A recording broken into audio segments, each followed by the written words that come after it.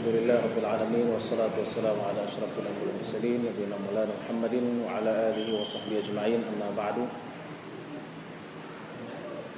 Para bapak dan ibu yang berbahagia, puji dan syukur selalu kita panjatkan kepada Allah Subhanahu wa taala. Pada hari yang cerah ini kita bersama-sama kumpul kembali di Masjid Baitul Syifa. Semua karena karunia dan nikmat Allah yang tidak henti-hentinya diberikan kepada kita, sehingga kita dapat berkumpul kembali di tempat berkah ini. Salawat dan salam semoga selalu disampaikan kepada diri kita, utusan kita dan kita, Nabi Muhammad SAW serta para keluarga, sahabat baginda dan seluruh pengikutnya yang senantiasa menetap pada kesulitannya dan mengikuti sunnah-sunnah.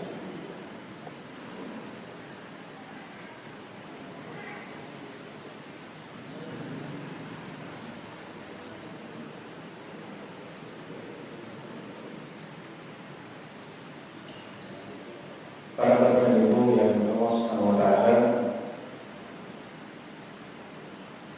tema pada siang hari ini adalah tafsir tematik, yaitu kisah Isa alaihissalam dalam surat Maryam.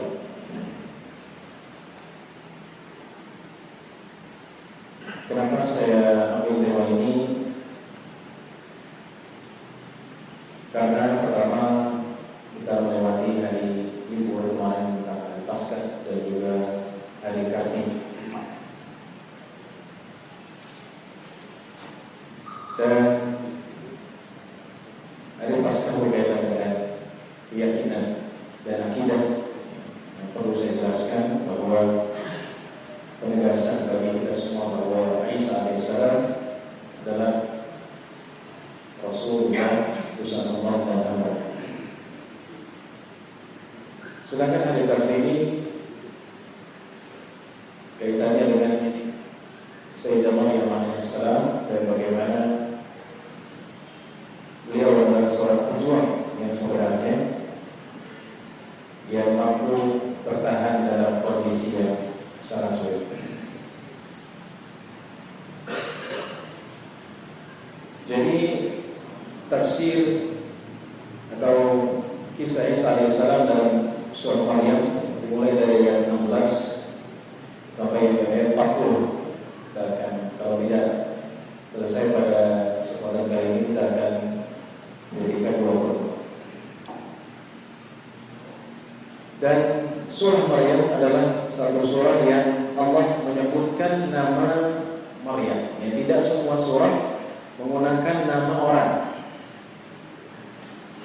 Itu yang termasuk Allah di sini, hal yang perlu kita perhatikan. Kenapa surah-surah Al-Quran menggunakan nama-nama tertentu? Karena ada kisah yang disebutkan di dalam surah tersebut, walaupun memang bukan hanya kisah tentang yang disebutkan. Misalnya surah Al-Baqarah, ya. Sapi betina, apakah di dalamnya hanya sapi betina? Tidak, ya. Ada hal-hal lain yang disebutkan. Nabi Musa alaihissalam, Bani Israil. Ya, tapi kisah setelah orang-orang kafir, orang-orang yang beriman, orang yang bertakwa, orang kafir, orang munafik, Allah Subhanahu wa taala menceritakan tentang penciptaan manusia dan kemudian tentang Musa alaihissalam dan kaumnya. Dan salah satu kisah yang terjadi pada Musa alaihissalam dan kaumnya adalah tentang sapi betina. Ada juga surah menggunakan nama orang seperti surah Maryam alaihissalam, surah Nabi Muhammad SAW, surah Yusuf, surah Hud, surah Yunus. Itu menggunakan nama-nama orang, baik Nabi ataupun orang saleh, seperti surah Luqman Al-Hakim. Jadi Luqman ini jumhur ulama mengatakan bahwa beliau bukanlah Nabi, tapi orang saleh. Sehingga ketika Allah Subhanahu wa taala menyebutkan kisahkan kisah Maryam alaihissalam, dan Nabi meletakkan ayat-ayat pada surah-surah tertentu dan menamakan surah ini, maka begitu pentingnya kisah yang kita akan ambil dari surah tersebut, yaitu surah. Baiklah, kita baca beberapa ayat dari ayat-ayat ini. A'udzu billahi minasy syaithanir rajim. Wadhkur fil kitabi Maryam idh tabadat min ahliha makanan sharqiyya fattakhadhat min dunihim hijaban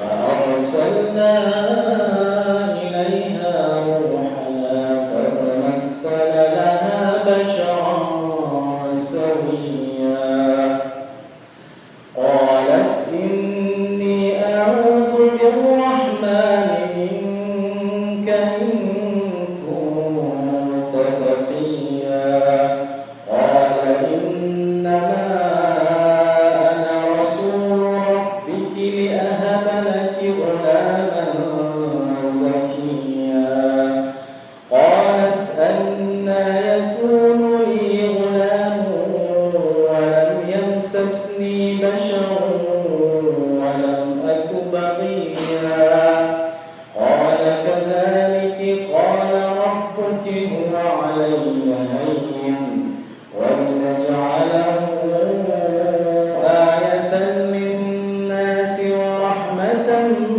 منا وكان أمرا مقضيا.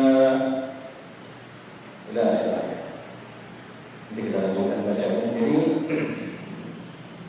di sini disebutkan bahwa ceritakanlah Maryam dalam Al-Quran ketika ia menjauhkan dirinya dari keluarganya di satu tempat sunyi. Baik.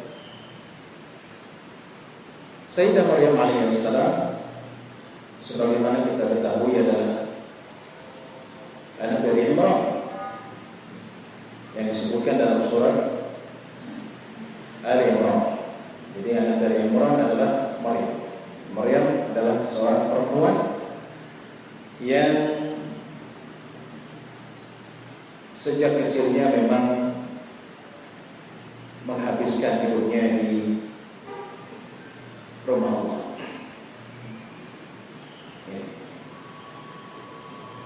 Di Baitul Maqdis.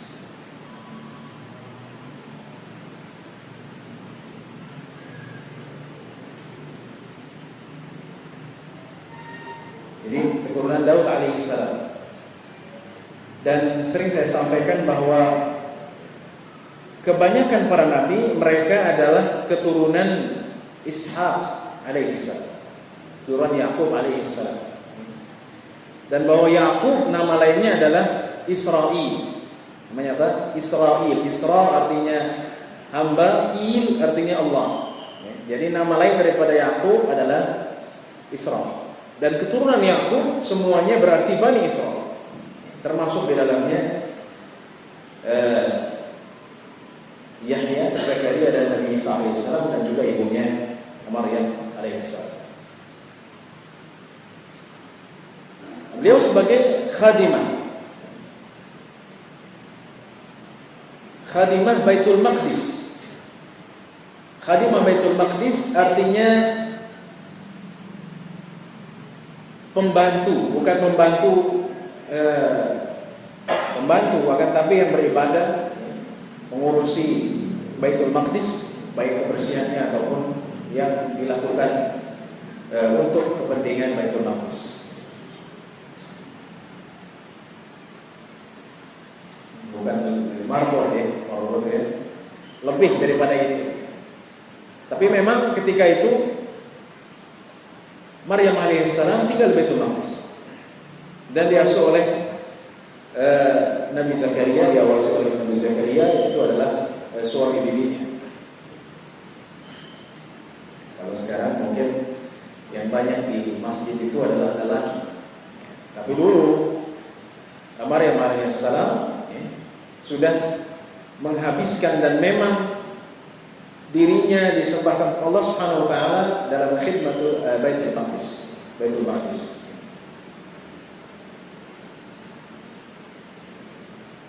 Jadi ini Baitul Maqdis. Jangan salah kalau ada ibu-ibu perbedaan antara Baitul Maqdis dengan Qubbatus Sakhra. Yang itu Qubbatus Sakhra, yang tadi adalah Baitul Maqdis.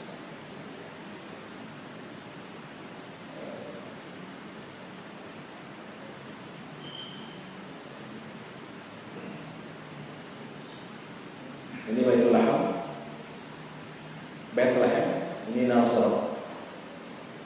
Jadi karena dikatakan bahwa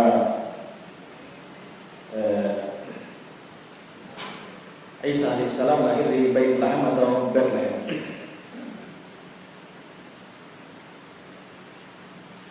Baik, kemudian jadi Baitul Maqdis ini sebagai tempat ibadah bagi orang-orang Bani Israel ketika itu. Ketika itu disitulah Sayyidah Maryam beribadah. Nah, kemudian beliau alaihissalam menjauhkan diri ke tempat sebelah timur. Artinya dari Baitul Maqdis keluar ke arah timur. Di sini ulama mengatakan kenapa Sayyidah Maryam keluar dari Baitul Maqdis, ya. Ada yang bilang karena haid. Karena orang haid tidak boleh di dalam rumah Allah. Ada juga bilang bukan, hal yang lainnya. Jadi mengarah sebelah timur, yaitu di mana matahari terbit.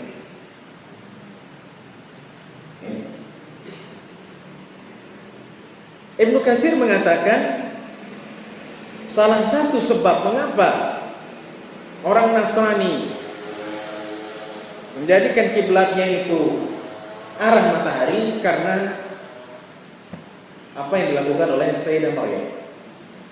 Beliau keluar dari Baitul Maqdis mengarah ke timur. Kalau Bapak ada dulu nonton film yang ada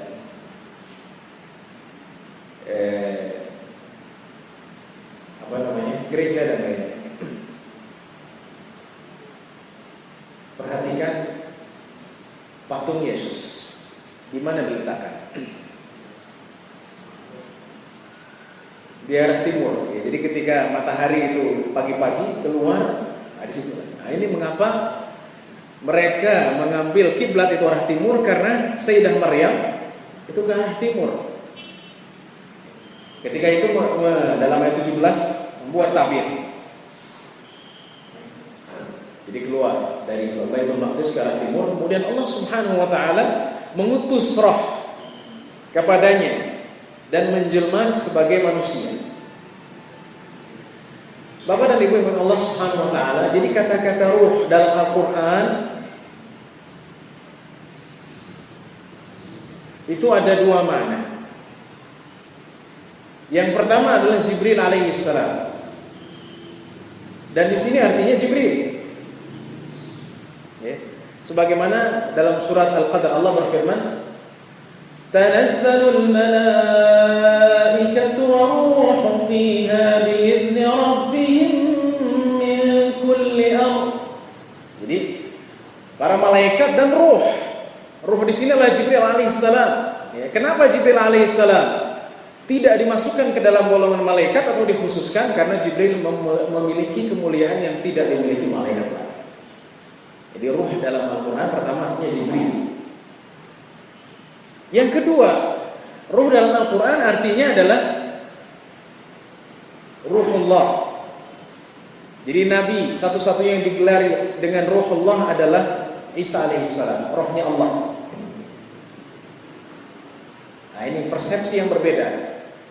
Orang-orang Nasrani mereka meyakini bahwa roh Allah itu artinya Allah masuk ke dalam tubuh Isa alaihissalam, Yesus, ya, atau yang disebut dengan akidah al-hulul. Jadi Allah menempati tubuh manusia. Ya.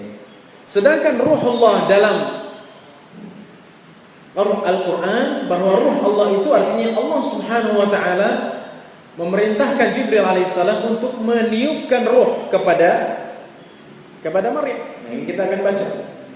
Baik. Ketika itu dikirim roh dalam bentuk manusia. Jadi Jibril dalam bentuk manusia mendekat kepada Sayyidah Maryam. Manusia yang sempurna, ya. Karena kalau manusia, kalau kita melihat Jibril dalam bentuk aslinya, kita akan takut. Ada yang mengatakan, loh, Pak Ustaz, bukannya kita takut pada Allah? Ya, tapi Nabi Muhammad SAW 2 kali bertemu dengan Jibril, yang terjadi apa? Keringat dingin, takut. Ya, pertama di gua Sur, di gua Hira. Di gua Hira ketika Allah Subhanahu wa taala memerintahkan kepada Jibril menurunkan ayat yang pertama, yaitu Iqra bismi rabbikal ladzi khalaq. Yang kedua ketika keluar dari gua Hira dan turun firman Allah Subhanahu wa taala, ya ayyuhal muddatsir. Beliau juga ketakutan karena Jibril menampakkan bentuk aslinya. Ini benar Rasul sahih. Dan tidak ada dalam hadis Rasulullah ketika melihat iblis lari gitu. Kalau kita banyak di film-film kalau lewat, atau sebagian kita lewat kuburan langsung lari ya, karena takut ketemu setan. Padahal itu tidak pernah dilakukan Rasulullah ketakutan ya, ketika melihat Jibril alaihissalam dalam bentuknya yang asli.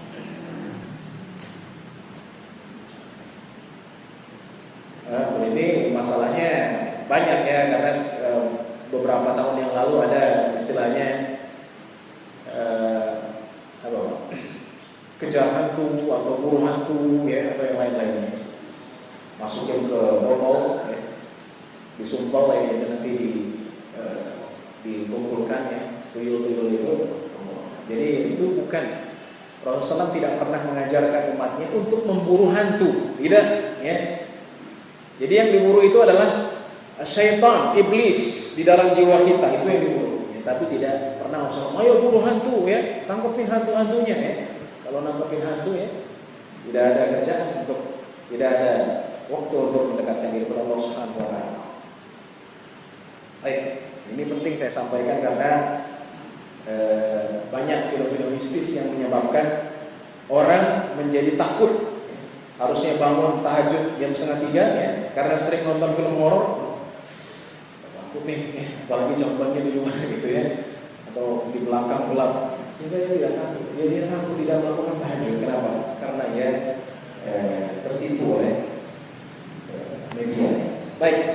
Kemudian kata Maryam alaihissalam, sungguhnya aku berlindung daripadamu kepada Tuhan yang Maha Pemurah, jika engkau orang yang bertakwa. Ya. Artinya jauh, jangan dekati aku. Ya, ketika itu Jibril mendekati ya, agar tersampai apa yang diucapkan. Jibril ketika itu dalam bentuk manusia. Ini adalah satu sikap yang luar biasa dari perempuan yang patut dimiliki oleh anak-anak kita. Jadi jangan sampai anak-anak kita itu gampang digodain. Bahkan istri kita dulu Maryam, jauh. Padahal itu malaikat, bukan manusia biasa.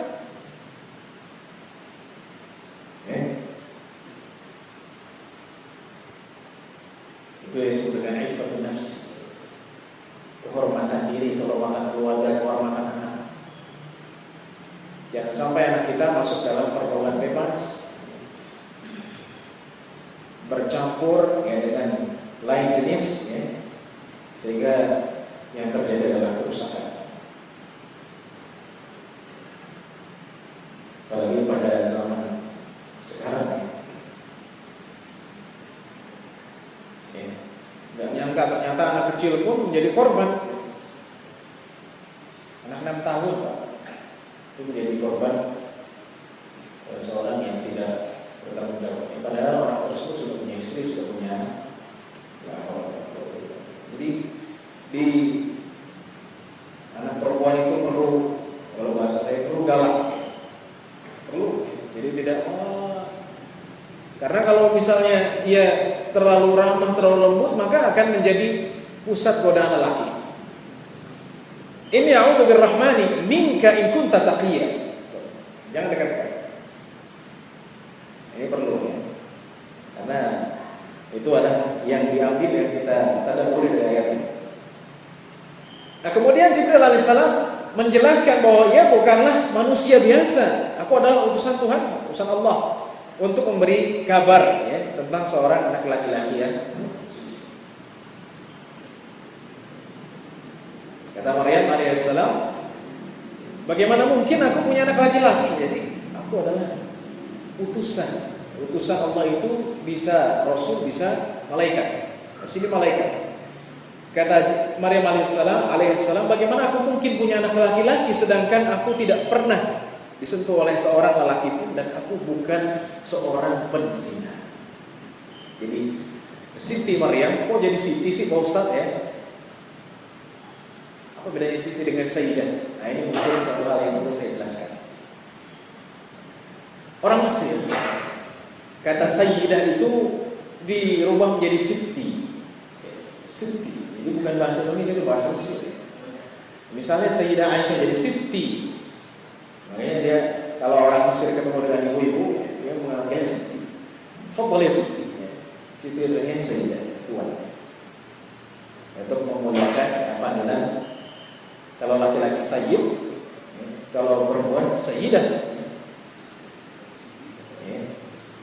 Siti. Jadi Siti itu sebenarnya mulia.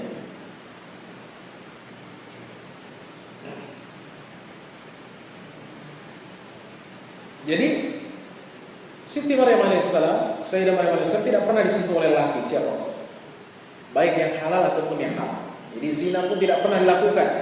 Walam aku bagainya. Ya, sekali lagi ini adalah pelajaran bagi kita semua, ya, apalagi yang punya anak perempuan, keluarga perempuan, agar menjaga anak-anaknya dari pergaulan bebas. Apalagi sekarang ada yang canggih, Pak. Jadi ada namanya operasi keperawanan. Jadi yang sudah tidak perawan sekarang bisa dioperasi lagi menjadi 100% perawan lagi. Biayanya miliar. Jadi kita ingin anak-anak kita benar-benar menjaga kehormatannya, kita semua. Sekarang susah dong Pak Ustadz. Sekarang sudah keperawanan sudah bisa dikembalikan lagi. Jadi yang sudah tidak perawan jadi perawan lagi. Bagaimana kita membedakan?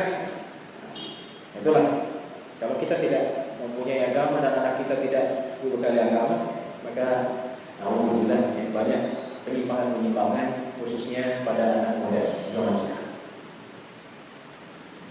Kata Jibril alaihissalam, ya, hal itu adalah mudah.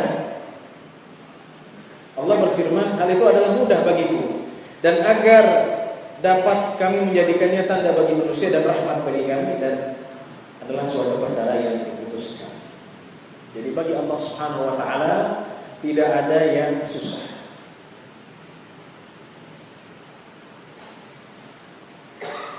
Ya, tidak ada yang susah.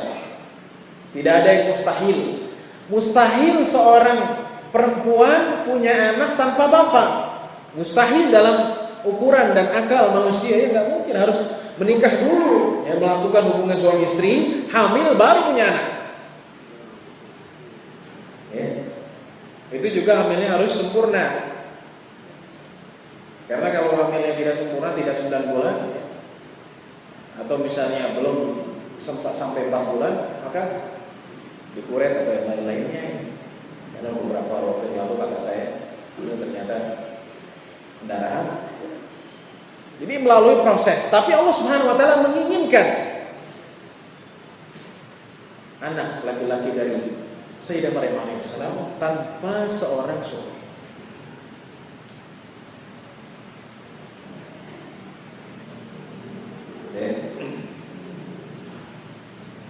Maka Maryam mengandungnya dan ia menyisihkan diri dari kandungannya itu ke tempat yang lain.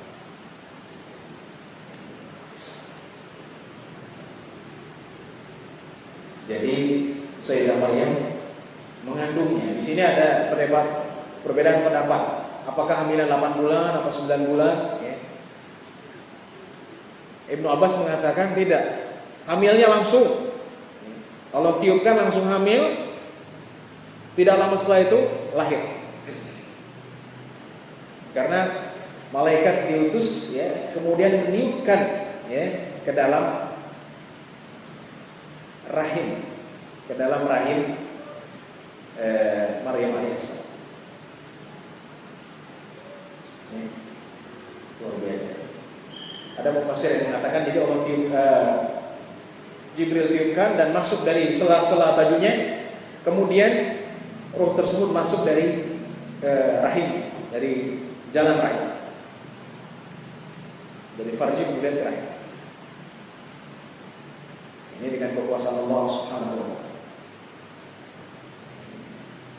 Mengapa Siti Maryam menjauh dari manusia? Karena ketika itu Bani Israel, Yahudi ya.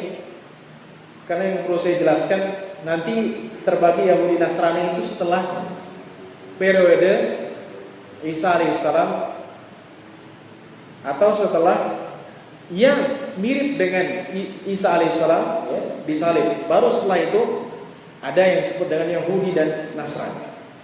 Dulunya cuma Yahudi, semua Bani Israel. Jadi kalau ditanya Maryam Bani Israel, Yahudi ya, Bani Israel, kita lebih tepatnya mengatakan Bani Israel. Nabi Isa Bani Israel dan seterusnya, karena keturunan daripada Yakub alaihissalam. Baru setelah itu nanti ada yang disebut Nasrani. Kenapa? Karena setelah beberapa saat dari wafatnya Isa, dari peristiwa saat tersebut. Nah ini apakah Isa itu wafat atau tidak wafat? Ini kita akan bahas. Ketika Allah mengangkat ke langit, apakah diwafatkan dulu atau langsung diangkat ke langit? Nah, itu keyakinan yang perlu kita teguhkan. Karena ketika saya mengajar mahasiswa, ada yang nggak tahu, Pak, Nabi Isa disalib atau tidak? Lah, pada Allah Subhanahu wa taala jelaskan, wa ma qatalu wa ma salabu. Yang disalib dan yang dibunuh itu bukan Isa alaihissalam, itu keyakinan. Cuma sekarang permasalahannya, apakah Isa ketika diangkat dimatikan dulu? Atau nanti ketika Isa alaihissalam turun di akhir zaman? Yang rajih, yang kuat adalah bahwa Isa alaihissalam akan diwafatkan nanti. Jadi mutawafika ditidurkan. Kata-kata wafat dalam Islam, Al-Quran dan Sunnah artinya bisa juga tidur. Alhamdulillahilladzi ahyana ba'dama amatana. Jadi ditidurkan, kemudian diangkat ke langit, nanti ketika akhir zaman diturunkan untuk mengalahkan Dajjal, menghancurkan salib, membunuh babi, dan tidak menerima kecuali Islam.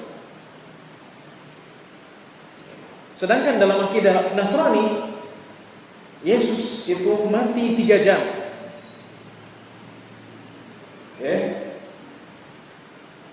Mati hanya 3 jam, kemudian baru hidup lagi,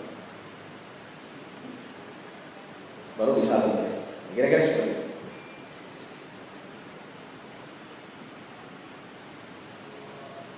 Kemudian sebentar lagi karena ini kisahnya akan bersambung, tapi kita sudah mengeluarkan beberapa faedah dalam kisah ini walaupun belum semuanya. Ya, jadi ke tempat yang jauh, menjauhi Bani Israel, karena ketika itu orang-orang para kiai dan para ulama Bani Israel yang ada di Baitul Maqdis takut, karena ketika hamil berapa lamanya, sebulan atau 8 bulan tergantung dari pendapat ulama, maka Sayyidah Maryam menjauhi Kenapa? Takut mereka mencela. Oh, kamu kok hamil? Ya. Selingkuh, zina dengan siapa? Maka menjawab makanan qasiyah. Jadi Bani Israel ketika itu mereka sangat marah apabila melihat sesuatu yang tidak biasa. Karena ini adalah peristiwa yang luar dari kebiasaan. Jadi intinya adalah bahwa beberapa ayat ini yang telah kita baca ini, pertama bahwa Sayyidah Maryam alaihissalam adalah keturunan Daud alaihissalam dan keturunan dari Bani Israil, dan juga Allah Subhanahu wa taala menjaganya, menjaga kehormatannya.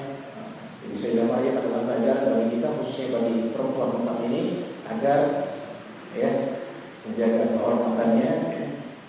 Karena banyak persinahan dan juga kejadian-kejadian yang Allah murkai di akhir zaman. Semoga menjadi pelajaran bagi kita semua. Dan yang ketiga adalah bahwa Allah mengutus Jibril alaihissalam dalam bentuk yang asli, bentuk daripada Jibril alaihissalam yang asli ada dalam bentuk manusia. Sedangkan bentuk yang asli daripada Jibril alaihissalam ya, itu sangat menakutkan, sangat menakutkan. Ya. Dalam hadis Jibril alaihissalam itu sayapnya menutupi bumi, saking besar. Semoga Allah Subhanahu wa taala menjadikan kita hamba yang saleh dan terus mengambil ibrah dan pelajaran dari ayat-ayat Al-Qur'an dan mengamalkan dengan sebaik-baiknya. Wassallallahu alaihi wasallam. Ada pertanyaan? Ini masih bersambung, mungkin sekali atau dua kali.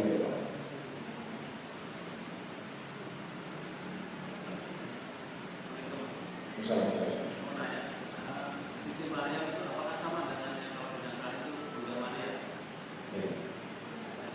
Ada lagi?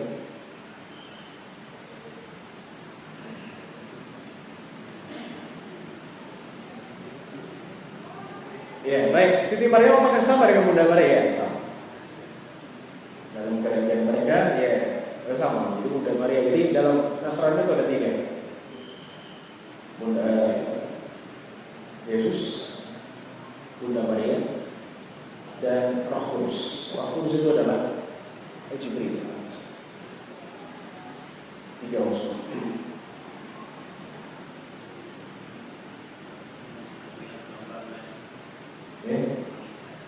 Yes.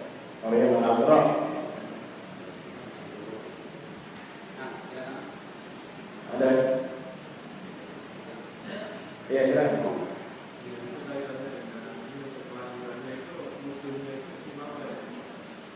Baik, itu kita belum sampai, Pak. Ya, tadi ya, kelahiran itu musim apa sih? Ya? Jadi lahirnya Isa alaihissalam itu nanti kita akan jelaskan juga. Ya, kita akan menjikan dari suatu kata. Lahir pada musim panas.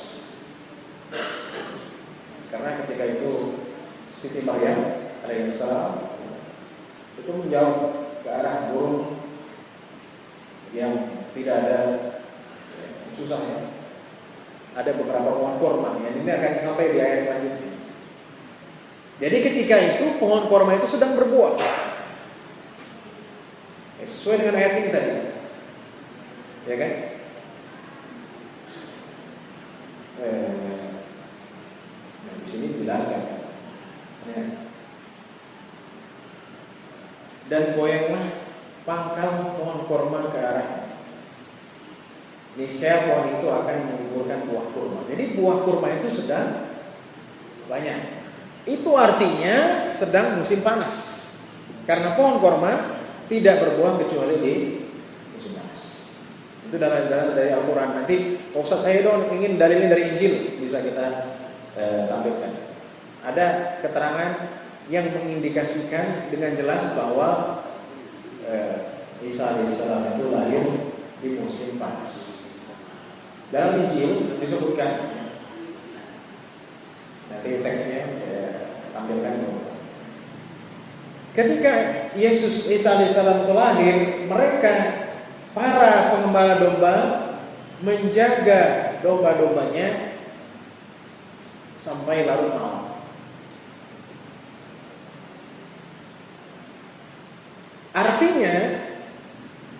Tidak mungkin seorang menjaga dombanya di lapangan, di tanah yang terbuka pada malam hari kecuali di musim panas. Tidak mungkin jaga domba malam-malam musim dingin karena sangat juta. Itu dombanya bisa mati. Karena di Palestina itu suhunya bisa sampai 1 derajat Celcius. Dulu saya di Damaskus tahun 2003 Februari itu sampai 1 derajat Celcius. Dinginnya luar biasa. Sehingga ya kalau nggak dingin gitu kan mandi juga takut. Makanya kalau orang Arab di sana musim dingin itu jarang mandi karena kedinginan kan. Kalau di kita sudah luar biasa. Jadi tidak mungkin orang mengembala domba, menjaga gembalanya tengah malam kecuali pada musim panas. Kalau musim dingin itu bisa mematikan. Baik, ada lagi? Silakan. Pembagian Islam, pembagian Kristen atau Nasrani sebutannya. Kami perlu tahu nih, umat Nabi Isa yang taat dengan risalah yang dibawa oleh Nabi Isa itu sebenarnya Nasrani atau Kristen? Kalau seandainya Nasrani, kenapa di ayat Al-Quran ada wartawan atau yang kedua Nasrani? Baik.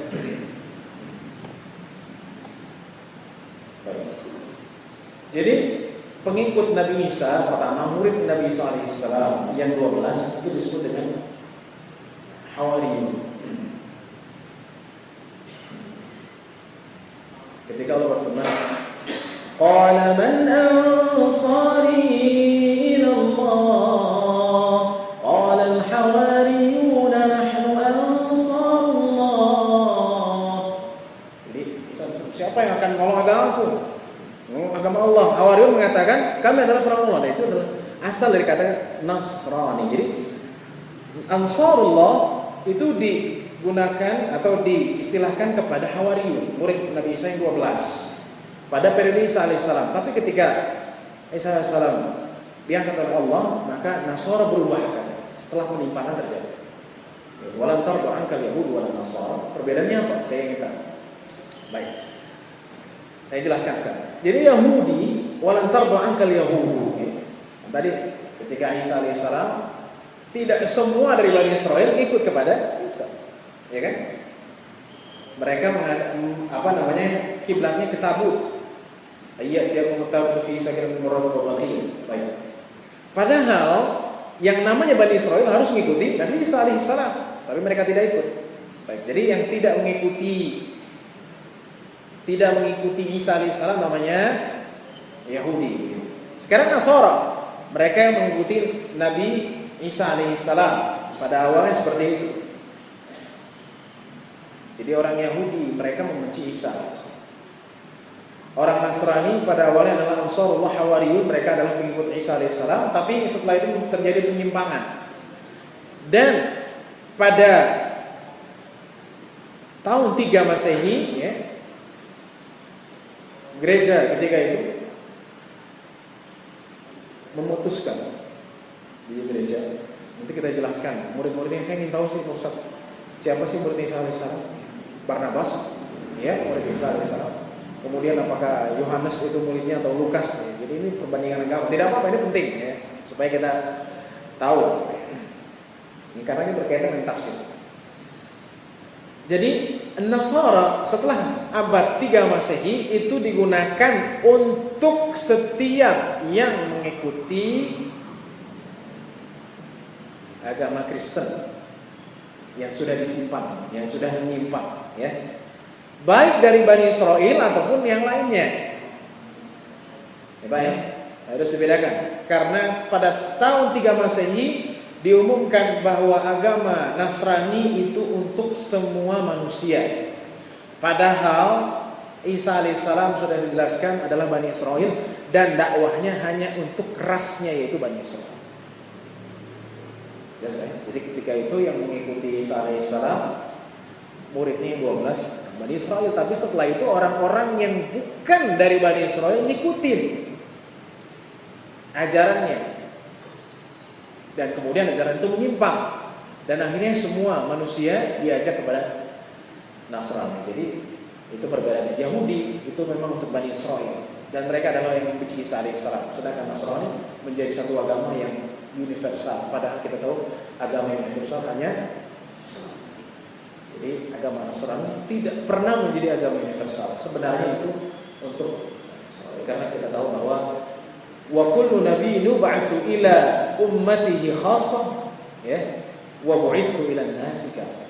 Jadi setiap nabi diutus untuk umatnya khusus, sedangkan aku diutus untuk seluruh manusia. Itu arti daripada wa ma arsalnaka illa rahmatan lil alamin. Nah, itu nanti kita akan sampai. Kita juga akan jelaskan apa namanya murid-murid daripada Isa alaihissalam dan juga sebagian Injil. Karena ternyata Injil itu baru ditulis 31 tahun setelah Isa diangkat.